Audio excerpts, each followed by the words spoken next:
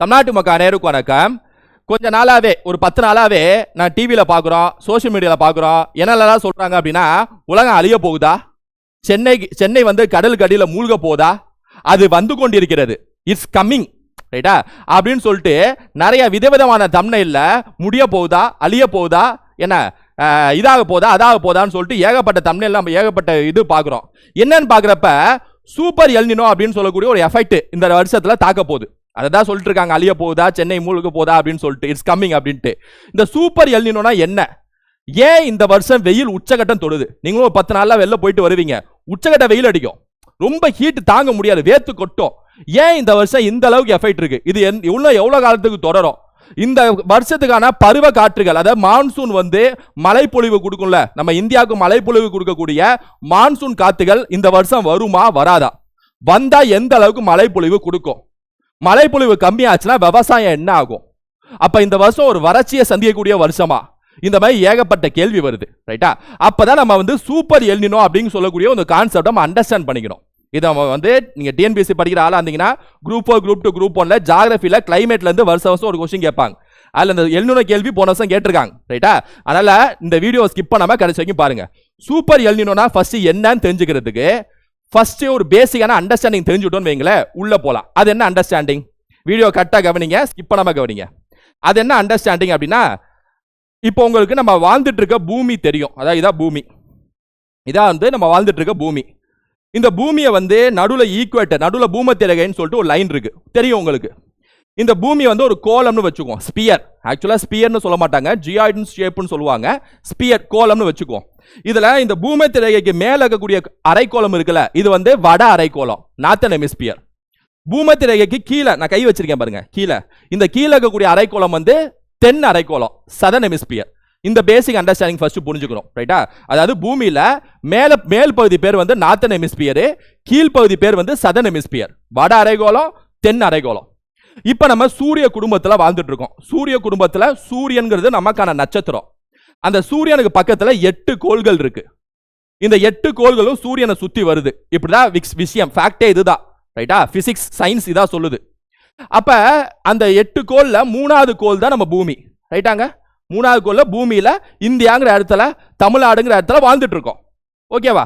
அப்ப எல்லா கோள்களோட முதன்மையான வேலை சூரியனை சுத்தி வருது, ரைட்டா? இப்ப பூமியோட முதன்மையான வேலையும் சூரியனை சுத்தி வருதுதான். சூரியனை சுத்தி வர்றது மட்டும் பூமிக்கான வேலை இல்ல, தன்னைத்தானே சுத்துறதும் பூமிக்கான வேலை. அதாவது இப்ப இதா பூமின்னு எடுத்துட்டீங்கன்னா, நம்ம வாழ்ந்துட்டு இருக்க பூமி இதா, இந்த இந்தியா இங்க இருக்கு பாத்தீங்களா, இதா வாழ்ந்துட்டு இருக்க பூமி அப்படின்னா தன்னைத்தானே, அதாவது பூமி வந்து இதுவும் சுத்திட்டு இருக்கும், அதாவது பூமி தன்னைத்தானே அப்படி சுத்திக்கிட்டு சூரியனையும் சுத்தி வரும். இதான் வேலைன்னு வச்சுக்கங்களேன். இப்படிதான் நடந்துட்டு இருக்கு, உலகமே இப்படிதான் இயங்கிட்டு இருக்கு. பூமி வந்து தன்னைத்தானே சுத்துதுல, அதுக்கு பேர் வந்து ரொட்டேஷன் சொல்லுவாங்க, தன்னைத்தானே சுற்றுதல்னு அர்த்தம். பூமி வந்து சூரியனை சுத்தி வருதுல, அதுக்கு பேர் ரெவல்யூஷன் சொல்லுவாங்க, சூரியனை சுற்றி வருதல்னு அர்த்தம், ரைட்டா? அப்ப இதுல ஒரு பேசிக்கான கான்செப்ட் தெரிஞ்சுட்டு தான் எல்னினோ புரியும். அது என்ன கான்செப்ட் அப்படின்னா, இந்த பூமி வந்து இயற்கையாவே நேரா இல்ல, நேரா இப்படி இல்ல, சாஞ்சிட்டு தான் இருக்கு. இயற்கையாவே உருவானப்பவே சாஞ்சிட்டு இருக்குன்னா எத்தனை டிகிரி சாஞ்சிட்டு இருக்குன்னா 23 டிகிரி சாஞ்சிட்டு இருக்கு பூமி. தான் இந்த மாதிரி இப்படி சாஞ்சுக்கிட்டே தான் சுத்தி வரும், ரைட்டா? பொசிஷன் மாறாது.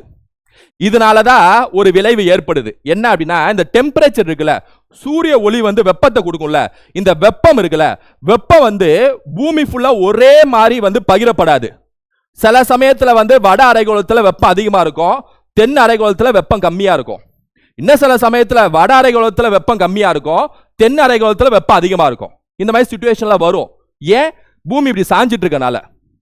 இப்ப எடுத்துக்காட்டுக்கு, இப்ப இந்த பொசிஷன் எடுத்துக்குவோம், கவனிங்க, நல்லா கவனிங்க, கரெக்டா கவனிங்க.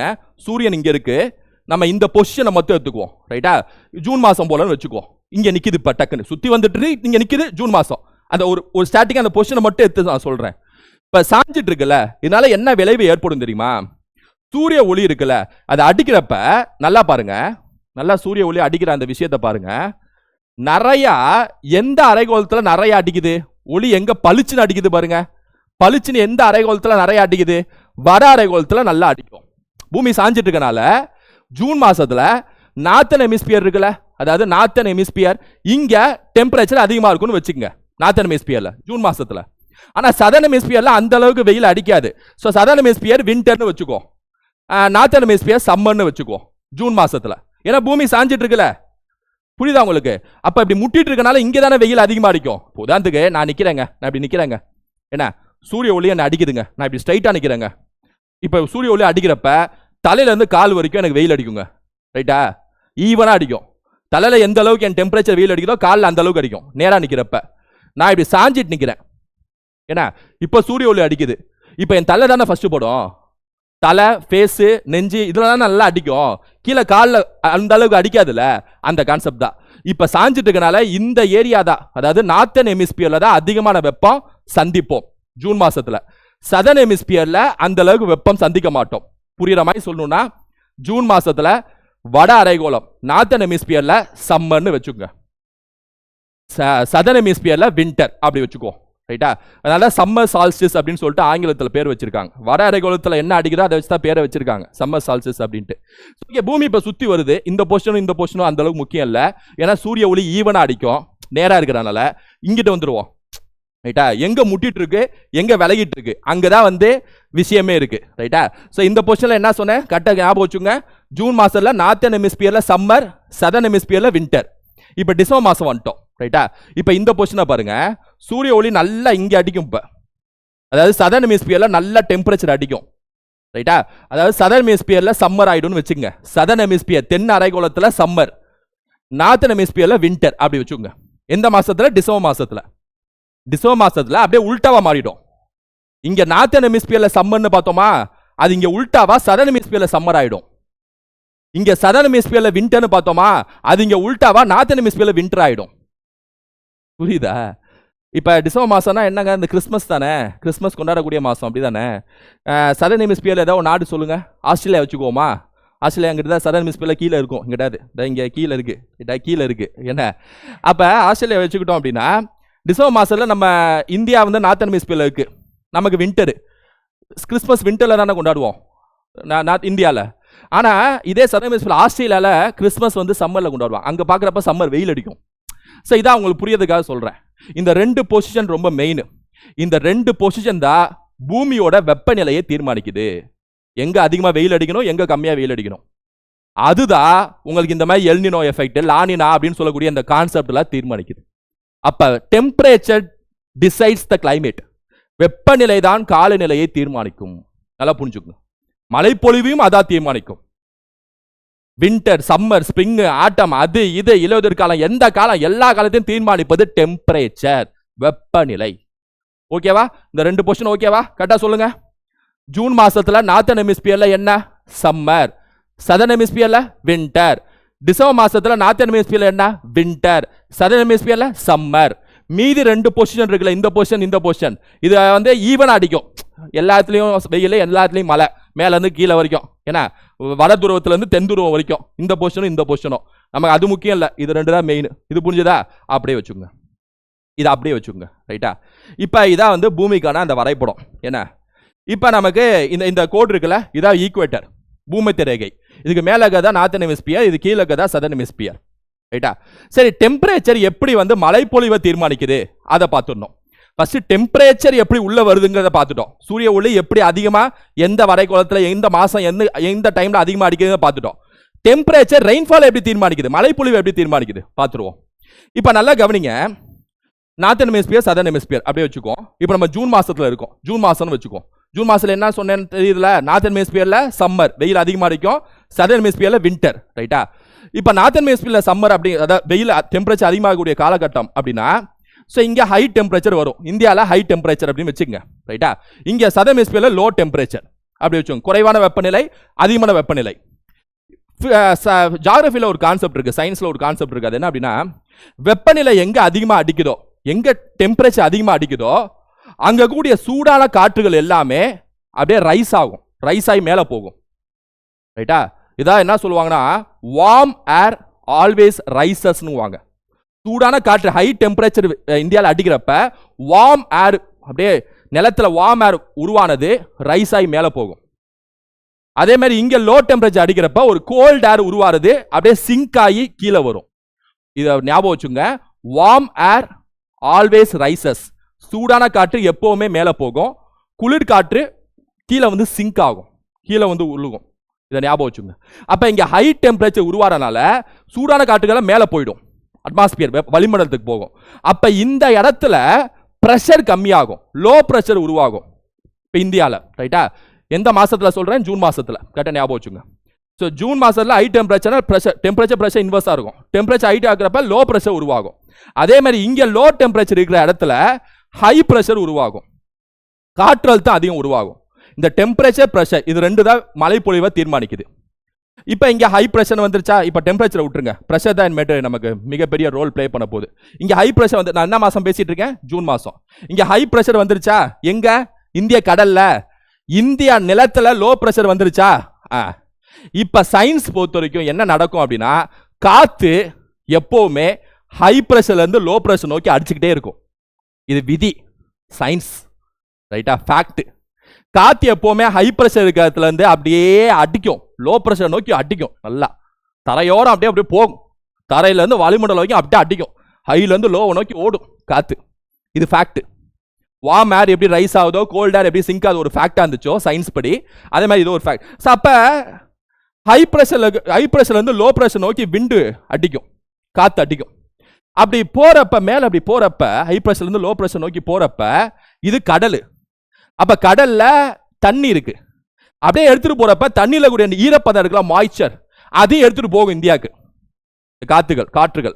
அப்ப இப்படி அடிச்சு உள்ள போறப்ப, இந்தியாக்குள்ள போறப்ப அப்படியே அது மேகமூட்டமா உருவாகி இந்தியா லேண்டுக்குள்ள வரப்ப அப்படியே தண்ணியை ரிலீஸ் பண்ணி விட்டுரும், அப்படியே இந்தியா ஃபுல்லா மழை பெய்யும். புரியுதா? இந்த கான்செப்ட் நான் சொன்னேன்ல ஜூன் மாசத்துல.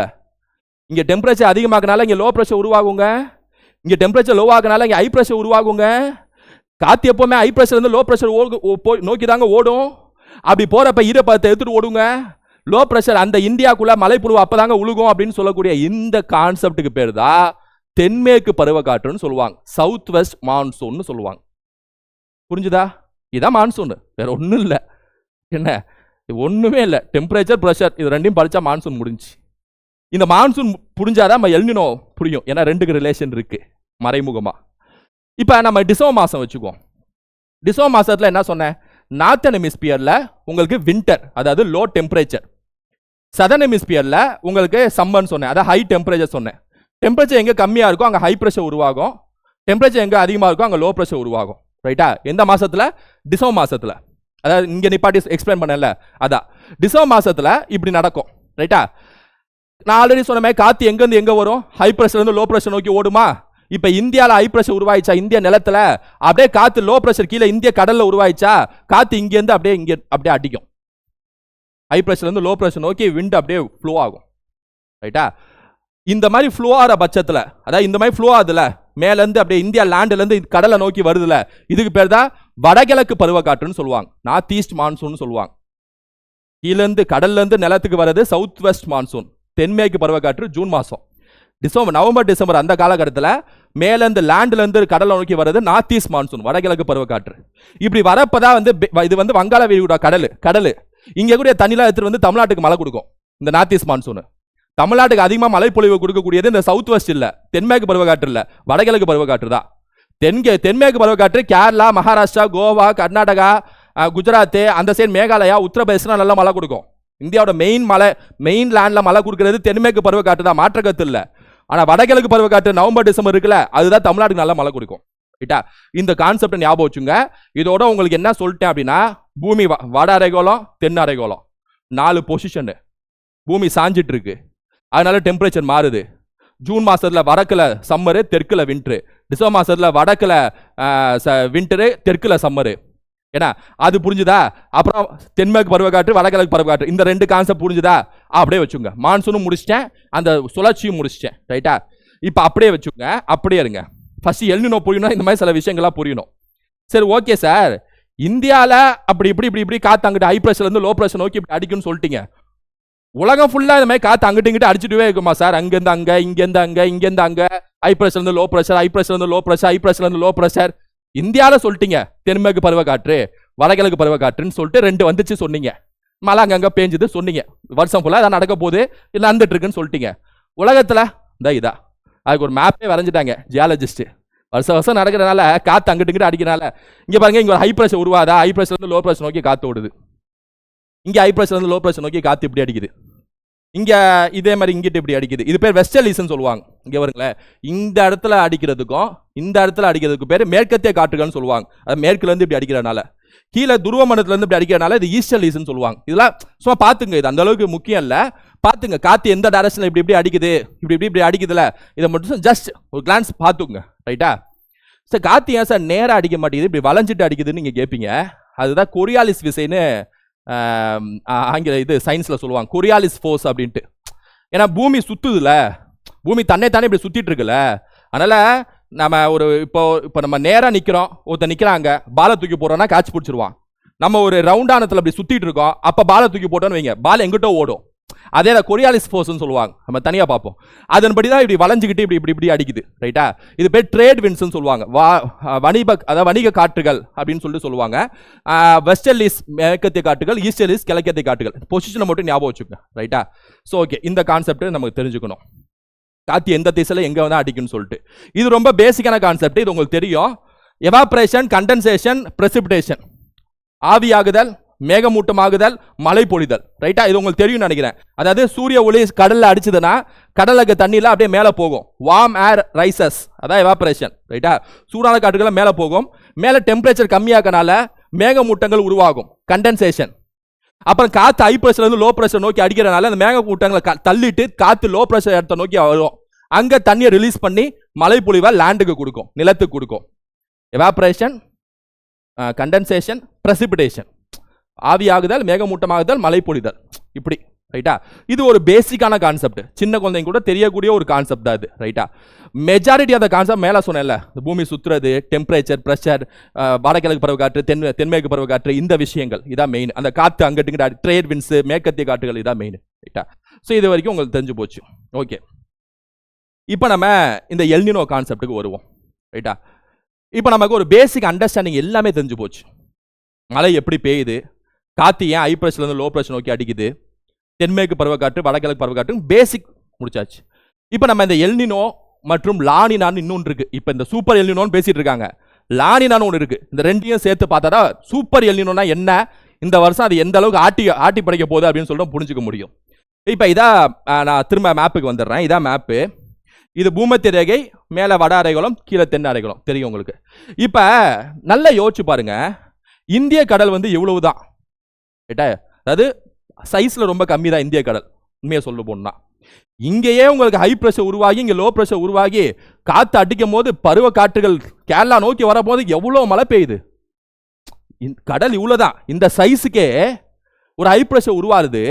அங்கிருந்து எடுத்துட்டு வரப்ப இந்த தண்ணியில இருந்து அந்த ஈரப்பதத்தை எடுத்துட்டு வரப்பவே அவ்வளோ மழை பெய்யுது. அப்படின்னா இன்னும் கொஞ்சம் மான்சூன் தீவிரமா இருந்துச்சுன்னா நல்ல மழை பெய்யுது. அப்படின்னா இந்தியாவிலே பெரிய கடல் எது அப்படின்னா பசிபிக் கடல். இது ஃபுல்லா பசிபிக் கடல். இது மட்டும் இல்ல, இது ஃபுல்லா பசிபிக் கடல்.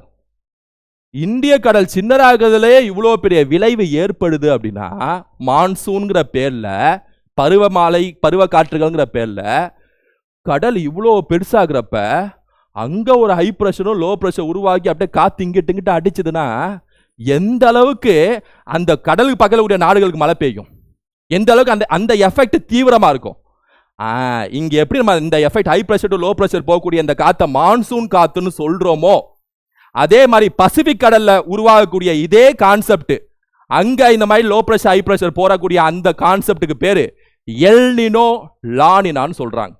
அப்ப எல்னினோ லானினாங்கிறது ஒண்ணு இல்ல, இது climate pattern which is happening in the Pacific Ocean. Pacific கடல்ல உருவாகக்கூடிய இந்த காற்று அழுத்தம், உயர்ல இருந்து லோ போறது, மழை பொழிவு, இந்த விஷயம் இருக்குல்ல, இதுதான் எல்னினோ லானினா. சரி, ஃபர்ஸ்ட் அண்டர்ஸ்டாண்ட் பண்ணிக்கணும்னா ஃபர்ஸ்ட் இந்த மேப்பை கொஞ்சம் மாற்றணும். என்ன மேப்பை மாற்றணுமா? புரியலையே சார். சிம்பிள். இப்போ இந்த சைடு இருக்குல்ல ஆஸ்திரேலியா, இதை இப்படி தள்ளி விடுங்க. ஆஸ்திரேலியா இப்படி தள்ளி விடுங்க. இப்படி தள்ளி விட்டீங்கன்னா இது அப்படியே இங்கே வருமா, இந்த கடலும் அப்படியே சேர்ந்து வருமா? இங்கிட்டு இருக்குது அப்படியே இப்படி போயிட்டு இப்படி வரணும். தள்ளி விட்டீங்கன்னா இது அப்படியே அங்கே வந்துருமா? இப்போ பாருங்க, அதை நான் தள்ளி விட்டா என்ன நடக்கும்னு காட்டுறேன். இந்த மாதிரி மேப் உருவாயிடுமா? ஆஸ்திரேலியா இங்கே வந்துருச்சா? அப்படியே இழுத்துட்டு வந்துட்டோம். இப்போ இது ஃபுல்லா பசிபிக் கடல். சவுத் அமெரிக்கா இங்கே வந்துச்சு பாருங்க, இது சவுத் அமெரிக்கா, இது ஆஸ்திரேலியா. ரைட்டா? இது ஃபுல்லாவே உங்களுக்கு பசிபிக் கடல். எவ்வளோ பெருசா இருக்கு பாருங்க. இதோட ஒரு 20% தான் இந்திய கடல், அப்படி வச்சுக்கலாம். அவ்வளோ பெருசு. இங்க மட்டும் high pressure to low pressure காத்து அடிச்சதுன்னா எந்த அளவுக்கு இந்த சவுத் ஆப்பிரிக்காவுக்கும் இந்த ஆஸ்திரேலியாவுக்கும் மழை பெய்யும்னு பாருங்க. என்ன சரி, ஓகே. இப்போ இப்போ இந்த இந்த இந்த மேப் அப்படியே ஞாபகம் வச்சுங்க. இதான் பசிபிக் கடல், ரைட்டா? ஆஸ்திரேலியா அங்கே இருக்கு, சவுத் அமெரிக்கா அங்கிட்டு இருக்கு, தென் அமெரிக்கா அங்கிட்டு இருக்கு. என்ன இப்போ எல்னினோ வருஷம், இந்த 2026 எல்னினோ வருஷம்ங்கிறாங்க. இது சுழற்சியில் அப்பப்போ வரும். 2023 போன வாட்டி வந்துச்சு எல்னினோ வருஷம் சொல்லிட்டு. இந்த high pressure to low pressure போகக்கூடிய அந்த காலகட்டம் சுழற்சியில் மாறிட்டே இருக்கும். இப்போ இந்த 2026 எல்னினோ வருஷம் அப்படின்னு வச்சுக்கிட்டோம் அப்படின்னா, எல்னினோ இயர்ல என்ன நடக்குங்கிறத பார்ப்போம். எல்னினோ இயர் அப்படின்னு சொல்றதுன்னா அந்த டைம்ல வெப்பநிலைகள் எங்க அதிகமாகும் எங்க கம்மியாகும் அப்படிதான் பார்க்கணும், ரைட்டா? இப்போ எல்னினோ வருஷத்துல என்ன நடக்கும் அப்படின்னா, சவுத் அமெரிக்கா பக்கத்தில் கூடிய தண்ணி இருக்குல்ல, பசிபிக் கடல், அங்க ஃபுல்லா ஹாட் வாட்டர் சூழ்ந்துரும். அதாவது சூடான காற்றுகள் மற்றும் சூடான தண்ணீர் ஃபுல்லா சூழ்ந்துரும் எல்னினோ காலகட்டத்தில். அதுக்கு அப்படியே ஆப்போசிட்டா இங்கிட்ட ஆஸ்திரேலியாவுக்கு சுத்து வட்டாரம் ஃபுல்லாவே கோல்டு வாட்டர் சூழ்ந்துரும். ஹாட் வாட்டர், கோல்டு வாட்டர் சூழ்ந்துரும். அப்படி வச்சுக்கோங்க. நமக்கு நல்லா தெரியும், ஒரு கண்டத்துக்கு பக்கத்துல சவுத் அமெரிக்கா பக்கத்துல ஹாட் வாட்டர் ஃபுல்லா சூழ்ந்துச்சு அப்படின்னா, ஹாட் வாட்டர் இருந்தாலே எவாபரேஷன் நடக்கும், கண்டென்சேஷன் நடக்கும், மழை பொழிவு தீவிரமாவே இருக்கும், பிரெசிபிடேஷன் நடக்கும். அதாவது எங்க ஹாட் வாட்டர் ஓஷன்ல இருக்கோ அங்க மழை பொழிவு பக்கத்து நாட்டுக்கு வரும். ஓகேவா? அப்ப சவுத் அமெரிக்கால நல்ல மழை பொழிவு பெய்யும், ரெயின்ஃபால். எந்த காலகட்டத்தில்? எல்னினோ காலகட்டத்தில். ஆனா அதுக்கு அப்படியே ஆப்போசிட்டா ஆஸ்திரேலியா பெரிய பிரச்சனையை சந்திக்கும். கோல்டு வாட்டர் சூழ்ந்துட்டு இருக்கும்.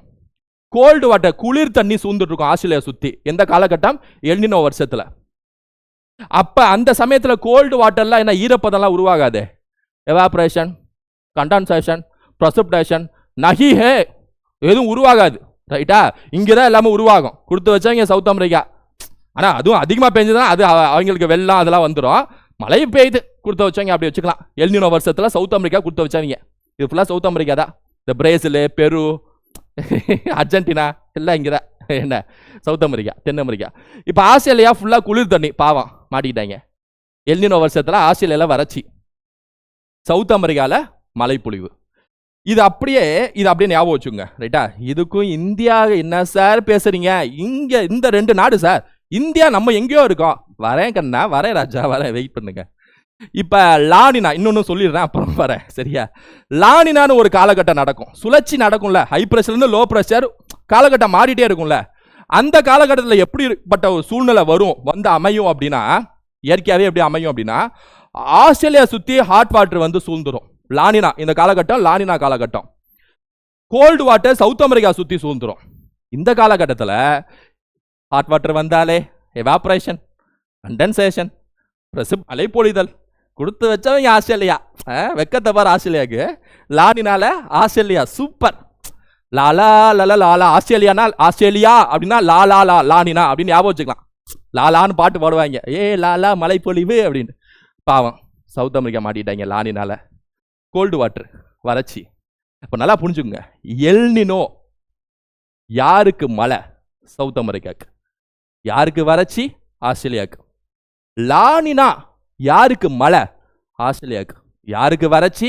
சவுத் அமெரிக்காக்கு. இது புரியுதா? இந்த எல்னினோ லானினா எந்த கடல்ல உருவாகக்கூடிய காலநிலை மாற்றம்? பசிபிக் கடல்.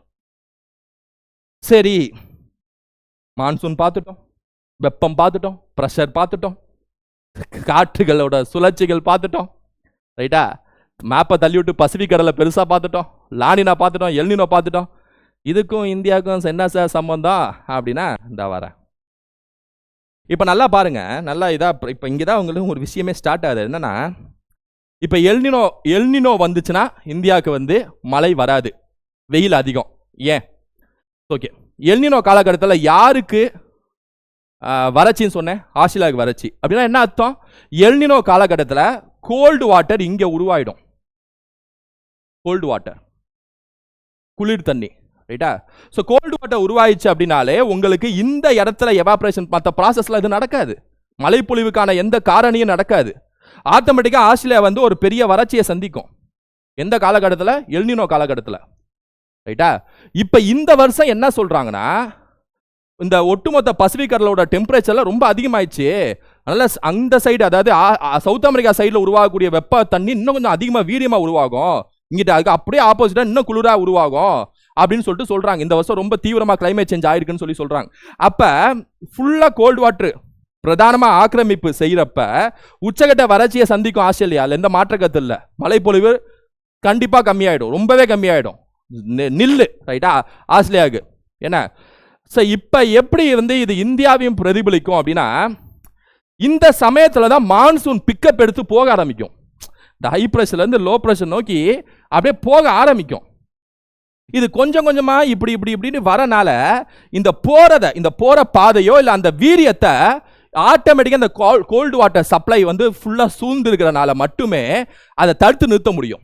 மான்சூனோட அந்த வீரியத்தை ரைட்டா டெம்பரேச்சர் பிரஷர் இந்த கான்செப்ட் வச்சு தடுத்து நிறுத்த முடியும். ஸோ தட் உங்களுக்கு அந்த வீரியம் கம்மியாகும். தமிழ்ல வராம கூட போகலாம், இல்லை வராம கூட போகலாம்னு சொல்ல முடியாது, எப்படியும் டிராவல் ஆகி வரும், ஈரப்பதத்தை எடுத்துட்டு வரும், அதோட வீரியம் ரொம்பவே கம்மியாகும்னு சொல்றாங்க இந்த வருஷம். அதனால தான் இதை சூப்பர் எல்னினோ அப்படின்னு சொல்லிட்டு சொல்றாங்க. சூப்பர் எல்னினோ அப்படின்னு சொல்லிட்டு, ஏன்னா அந்த அளவுக்கு தீவிரமா மான்சூனை கட்டுப்படுத்துது இந்த எல்னினோ. வரக்கூடிய மான்சூனை நம்ம இந்தியாவுக்கு வரக்கூடிய ஹை பிரஷர் இருந்து லோ பிரஷர்ல இருந்து வரக்கூடிய அந்த காத்தை எல்னினோ கண்ட்ரோல் பண்ணுது, கட்டுப்படுத்துது, சர்வாதிகாரம் செய்யுது அப்படிங்கிற மாதிரி வச்சுக்கோம் ரைட்டா. அப்ப இந்த சப்ரஸ் பண்றப்போ உங்களுக்கு என்ன ஆகும்னா, அந்த நேச்சுரல் கிளைமேட் சுழற்சி இருக்குல்ல, அந்த நேச்சுரலா வரக்கூடிய ப்ராசஸ் தட்டுப்பட்டு போகும். வருஷம் ஜூன் மாசம் வரும், கேரளாக்கு மழை கொடுக்கும், இதெல்லாம் நடக்கும். இந்த வருஷம் அது தட்டுப்பட்டு போகும்னு சொல்றாங்க ரைட்டா. இன்னது அன்அஃபிஷியலா சொல்றாங்க, அஃபிஷியலா எந்த ஸ்டேட்மெண்ட்டும் ஐஎம்டியோ இல்லை இங்கே வெளியில்லை ரைட்டா, நல்லா ஞாபகம் வச்சுங்க. ஆனாலும் இந்த சுழற்சி சயின்டிஸ்ட் நிறைய பேர் ஆய்வு அறிக்கை மூலமாக சொல்றாங்க இந்த வருஷம் ரொம்ப தீவிரமா இருக்கும், நம்ம பார்க்கவும் முடியுது ரைட்டா, நம்மளாலும் பார்க்க முடியுது. பாருங்க, ஏசி நல்லா ஓடிட்டு இருக்கீங்க, வேத்து கொட்டுது எனக்கு, என்ன அந்த அளவுக்கு இருக்கு. ஸோ அப்போ அது நம்மளால கண்கூடி பார்க்க முடியுது. ஸோ இதான் எல்னினோ லானினாக்கான ஆஸ்திரேலியா சவுத் அமெரிக்காவில் இருக்கக்கூடிய எஃபெக்ட், பிளஸ் அதை இந்தியாவை எந்த அளவுக்கு பிரதிபலிக்குதுன்னு சொல்லக்கூடிய இந்த கான்செப்டை ஃபுல்லாக பார்த்துட்டோம் ரைட்டா. சரி ஓகே, இதனால என்ன பாதிப்பு ஏற்படும் அப்படின்னா, ஃபர்ஸ்ட் ஒன்று புரிஞ்சுங்க. இந்தியாவில் அதாவது ரொம்ப ஸ்ட்ராங்காக எல்னினோ நடந்துச்சுன்னா, அந்த சைட் பசிபிக் கடலில் இருக்கக்கூடிய எல்னினோ ரொம்ப ஸ்ட்ராங்காக இருந்துச்சுன்னா இந்தியாவில் வறட்சி தான். ஏன்னா மழைப்பொழிவை கட்டுப்படுத்திடும்ல. இது கான்செப்ட், ரெண்டு விதியை மட்டும் ஞாபகம், ரெண்டு லாஸ், 2 லாஸ். வலுவான எல்னினோ ஸ்ட்ராங்காக இருந்துச்சுன்னா வளர்ச்சி ரொம்ப அதிகமாக இருக்கும் ரைட்டா. லானினா ரொம்ப ஸ்ட்ராங்காக இருந்துச்சுன்னா மழைப்பொழிவு ரொம்ப ஜாஸ்தியாக இருக்கும். நான் இந்தியாவுக்கு சொல்கிறேன், எல்னினோ ஸ்ட்ராங்காக இருந்துச்சுன்னா இந்தியாவுக்கு வறட்சி, லானினா ஸ்ட்ராங்காக இருந்துச்சுன்னா இந்தியாவுக்கு மழைப்பொழிவு. நீங்கள் ஆஸ்திரேலியாவுக்கு என்ன நடக்குமோ அதே இந்தியாவுக்கு வச்சுக்கங்க. எல்னினோ யாருக்கு வறட்சியை தரும்? ஆஸ்திரேலியாவுக்கு வறட்சியை தானே தரும், இந்தியாவுக்கு அப்படி. லானினா யாருக்கு மழைப்பொழிவு தரும்? ஆஸ்திரேலியா மழைப்பொழிவு, இந்தியாவுக்கு அப்படி வச்சுக்கோங்க ரைட்டா, அப்படி வச்சுக்கோம். ஆனால் நேரடியாக அப்படி இருக்கனால இப்படி நடக்கும்னு சொல்ல முடியல. ஏன்னா மான்சூன் அதை தீர்மானிக்கிறது, அந்த ப்ரெஷர் சேஞ்சஸ் பேட்டர்னை மாற்றுறது, இதான் தீர்மானிக்கும். ஆனால் உங்களுக்கு ஞாபகம் வச்சுக்கிறதா சொல்கிறேன் ரைட்டா. ஸோ ஸ்ட்ராங் எல்னினோ இந்தியாவுக்கு கெடுதல் தான். எல்னினோ எந்த அளவுக்கு வலுவாக இருக்கோ, எந்த அளவுக்கு ஸ்ட்ராங்காக இருக்கோ, அந்த அளவுக்கு அது மான்சூனை கட்டுப்படுத்தி நமக்கு இந்தியாவுக்கு வறட்சியை தான் தரும். இதுதான் இப்போ ஸ்ட்ராங்கு பதிலாக சூப்பர் எல்னினோன்னு சொல்கிறாங்க. அந்த அளவுக்கு ஸ்ட்ராங் அது பார்த்தா சூப்பர்னு வச்சிருக்காங்க. சரி, இந்த மாதிரி எல்னினோ ஸ்ட்ராங்காக இருந்து இந்தியாவுக்கு வறட்சி தரப்ப, எல்னினோ ஸ்ட்ராங்காக இருந்தால் ஃபர்ஸ்ட் என்ன நடக்கும், இந்தியாவில் என்னென்ன பாதிப்பு உருவாகும்னா, ஃபர்ஸ்ட் நான் ஆல்ரெடி சொன்ன மாதிரி வீக் சவுத் வெஸ்ட் மான்சூன், தென்மேற்கு பருவக்காற்று ரொம்ப வலுவிழக்கக்கூடிய ஒரு சூழ்நிலையை சந்திக்கும்.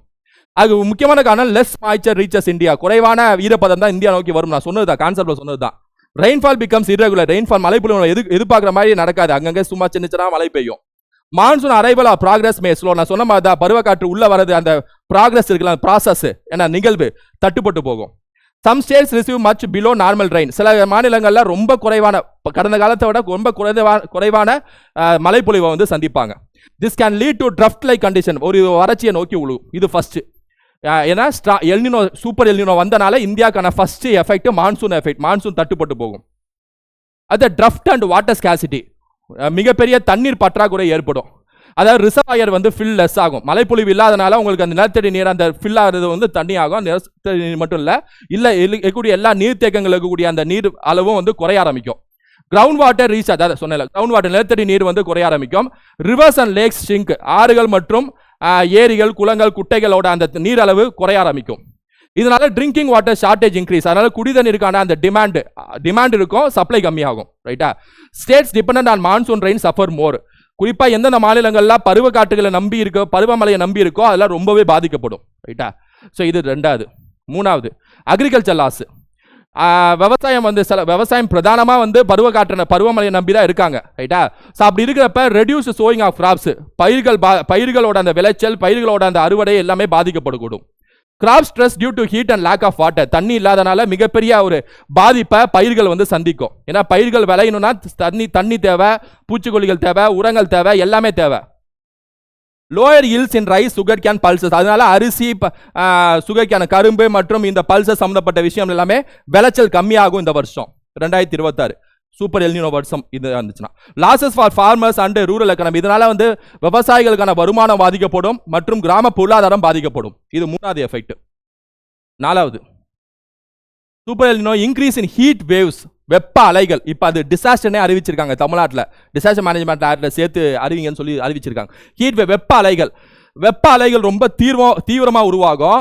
Longer and stronger heat waves, அப்படியே நிலையாக இருக்கக்கூடிய வெப்ப அலைகள் இருக்கும், நிலையாக தங்கிட்டு இருக்கக்கூடிய கன்சிஸ்டண்டாக இருக்கும். Higher day time and night temperature, day டைமில் ரொம்ப அதிகமாக இருக்கக்கூடிய டெம்பரேச்சர் அதிகமாக உருவாகும். Health risk like dehydration and heat stroke, இதனால ஸ்ட்ரோக்கு, டீஹைட்ரேஷன் உருவாக வாய்ப்பு இருக்கு. இன்க்ரீஸ் எலக்ட்ரிசிட்டி டிமாண்ட், இதனால மின்சார தேவையும் அதிகரிக்க வாய்ப்பு இருக்கு. ஏன்னா இந்த ஹீட்டை தாங்க முடியாம ஏசி இந்த மாதிரிலாம் போடுறதுனால மின்சார டிமாண்ட் வந்து அதிகரிக்க வாய்ப்பு இருக்கு. இப்போ நான் இதெல்லாம் சொல்றேன் நெகட்டிவ் பயமுத்துறதா சொல்ல, ஃபேக்ட் என்னவோ அதை சொல்றேன், ரைட்டா? அடுத்து ஃபுட் இன்ஃப்ளேஷன். ஸோ ஆல்ரெடி சொன்ன மாதிரி அரிசி, காய்கறிகள் எல்லாத்துக்கான சப்ளை கம்மியாச்சுன்னா டிமாண்ட் அப்படியே தானே இருக்கும், சாப்பிட்றவங்க அப்படியே தான் இருப்பாங்க, ஆட்டோமேட்டிக்காக விலைவாசி ஏறும். ஸோ இன்ஃப்ளேஷனை சந்திக்கும். Low agriculture production can increase price of, இந்த எல்லாத்துக்குமே வந்து இன்ஃப்ளேஷன், அதாவது பணவீக்கம், விலைவாசி அதிகமாகுது பேர் தான் இன்ஃப்ளேஷன். பவர் ஷார்டேஜ், நான் ஆல்ரெடி சொன்ன மாதிரி எலக்ட்ரிசிட்டி ஷார்டேஜ் வந்து உருவாகும். அங்கங்கே வந்து லோ ஹைட்ரோ பவர் ஜென்ரேஷன் உருவாகும், ரைட்டா? அது ஒரு பிரச்சனை. ஃபாரஸ்ட் ஃபயர்ஸ் இன்க்ரீஸ், வெப்பம் அதிகமானால காட்டு தீ அதிகமாக உருவாக ஆரம்பிக்கும், காட்டு தீ பரவும். அதை கட்டுப்படுத்துறதுக்கான வேலைகளில் ஈடுபட வேண்டியது அவசியமாக இருக்கு. பேரிடர் மேலாண்மைக்கு மிகப்பெரிய சவால் தான் இந்த வருஷம் பொறுத்த வரைக்கும். ஸோ ஃபாரஸ்ட் ஃபயர்ஸ், ரிங்கு, grassland fire, smoke and air pollution உருவாகக்கூடிய வாய்ப்பு ஏற்படுது. ஏன்னா காட்டுத்தீ உருவானாலே உங்களுக்கு காற்று மாசுபாடு, பொல்யூஷன் உருவாகும்ல, அது அப்படியே ஒன்னொன்றுக்கு ஒரு எஃபெக்ட் அப்படியே தொடர்ச்சியாக போயிட்டு இருக்கும், சைக்கிளிக் எஃபெக்ட் மாதிரி. இம்பாக்ட் ஆன் எக்கனாமியை பொறுத்த வரைக்கும் விவசாயத்துக்கான ஜிடிபி பாதிக்கப்படக்கூடும். ரூரல் கன்சப்ஷன், கிராமப்புற பொருளாதாரம், கிராமப்புற நுகர்வு மற்றும் கிராமப்புற விவசாயிகளுக்கான வருமானம் பாதிக்கப்படக்கூடும். வேலைவாய்ப்பு பாதிக்கப்படக்கூடும். ஃபுட் சப்ளை செயின் முழுதுமாக பாதிக்கப்படக்கூடும். அந்த உணவு சங்கிலி இருக்குல்ல, ஃபுட் சப்ளை செயின்ஸ், அது பாதிக்கப்படக்கூடும். ஏன்னா இது இந்த மாதிரி இருக்கிறனால நிறைய பேர் பதுக்கி வைக்கிறது, இந்த மாதிரி விஷயம்லாம் அதிகமாக ஆரம்பிக்கும், ரைட்டா? ஆனால் அதெல்லாம் எஸ்எஸ்எல் கம்யூனிட்டிஸ் ஆக்ட் படி அதெல்லாம் வந்து சட்டப்படி அது குற்றம். So this can slow overall economic growth, இதனால மொத்த பொருளாதார வளர்ச்சி வந்து தேக்கத்தை சந்திக்க ஆரம்பிக்கும். ஒரு பக்கம் இந்த ஸ்ட்ராங் எல்னினோ இருக்கு, இன்னொரு பக்கம் போர் போயிட்டு இருக்கு. அதனால இருக்கக்கூடிய விலைவாசி ஏறுதல், அதனால இருக்கக்கூடிய அந்த எக்ஸ்சேஞ்ச் ரேட்ல இருக்கக்கூடிய பாதிப்புகள், அதனால இருக்கக்கூடிய தங்க விலைகள், அதனால இருக்கக்கூடிய மற்ற பிரச்சனைகளும் போயிட்டு இருக்கு, ரைட்டா? அதோட சேர்ந்து இதுவும் சேர்ந்துக்குது. ஸோ 2026 ஒரு சவாலான வருஷம். நான் திரும்ப சொன்ன மாதிரி 2026 ஒரு சவாலான வருஷம். So uneven rainfall and extreme events, அதான் சொன்ன சடன் ரெயின் பெய்யும், திடீர்னு கிளவுட் பஸ்ட், மேக வெடிப்புகள் உருவாகும். ஆங்காங்கே வந்து உங்களுக்கு வெள்ள பாதிப்பு திடீர்னு உருவாகும், திடீர்னு மழை பொழியாம வறட்சி ஏற்படும்.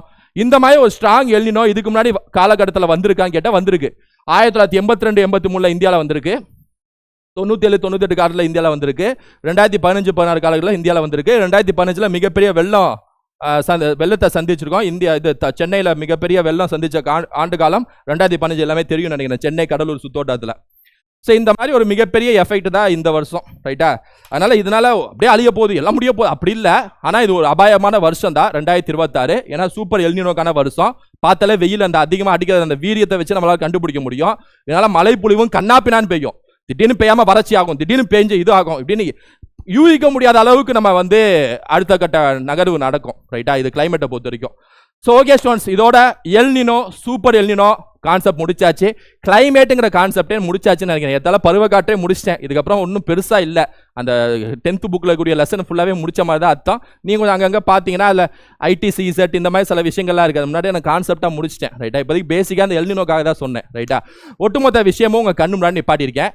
இதே மாதிரி இன்னொரு வீடியோவில் இன்னொரு விஷயம் நம்ம சந்திப்போம், அடுத்த வீடியோவில் கொண்டு போவோம். உங்கள் ஃப்ரெண்ட்ஸு ஷேர் பண்ணுங்கள். Thank you students.